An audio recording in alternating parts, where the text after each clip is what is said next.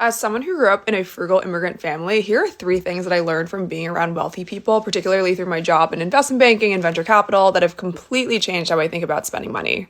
The first is that wealthy people spend a disproportionate amount of money on coaches. These aren't like the scammy TikTok coaches, by the way. Please be sparing about that. But in the same way that you might get a golf coach or a piano teacher, wealthy people will hire coaches for a variety of things. One specific example, a friend of mine was really curious about learning about AI and particularly how to use it to make his life better. And instead of watching YouTube videos or reading a bunch of articles online, of which there are tons, he spent a lot of money on hiring a coach to help expedite his learning and setting up systems for him.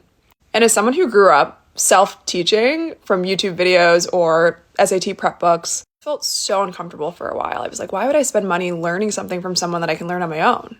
But now, having observed how it actually impacts other people, I'm realizing how much time and money it actually saves them. Earnings compound, and the benefit that they get, whether in their professional life or personal life, just ends up being so much more than the money that they spent. The second habit that I noticed is that wealthy people spend a lot of time thinking about their money, but are very particular. They don't spend time worrying about the $1, $5, $10, $100, insert small dollar amount decisions. Instead, they spend all of their time thinking about the really big decisions, the tens of thousands of dollars, hundreds of thousands of dollars. And regardless of where you are in your journey, the same kind of framework can still hold. The general idea is don't spend your time stressing and freaking out about the small things, the $5 coffees that make you really happy, or spending 45 minutes on the phone with the bank who took out an annoying $20 fee from your account. Those things are excruciating, and as someone who has spent a lot of time doing those things or freaking out about my packages not being returned on time, believe me, I understand.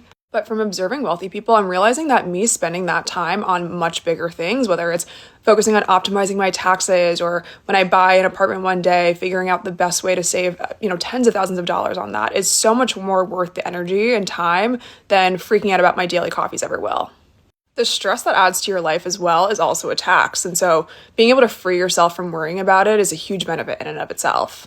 The last habit I noticed is that wealthy people really take that saying, you are the combination of the 5 people you spend the most time with, extremely seriously. For example, if they want to start a company, they spend a disproportionate amount of time with people who have already started companies successfully or who ambitiously also want to start companies. And of course, you can do this in expensive ways, or paid founder communities, for example, going to grad school. But in my experience, actually, the best thing that I've taken away from this is by changing my info diet. This means listening to podcasts of aspirational people who have the life that you want, or having your default social media accounts be following people that actually inspire you rather than drain your energy. The other way I recommend is also to start posting on social media.